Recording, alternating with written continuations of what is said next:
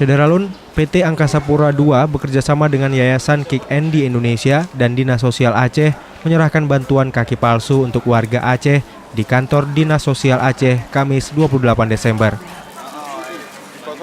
Pemberian bantuan kaki palsu ini merupakan wujud kepedulian Angkasa Pura sebagai badan usaha milik negara yang hadir dan berguna bagi masyarakat.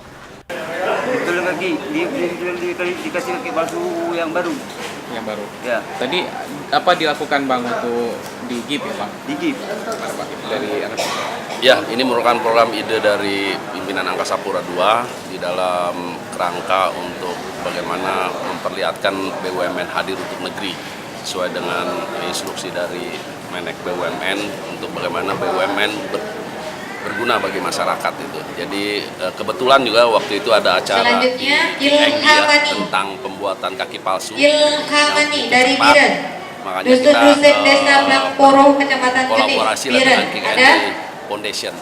Bantuan ini bukan hanya di Aceh, tapi di 13 bandara di seluruh Indonesia dengan jumlah bantuan sekitar 375 kaki palsu senilai 1 miliar rupiah.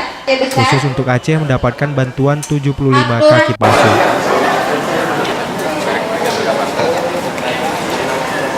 Dari Banda Aceh, Budi Fatria, Serambi On TV.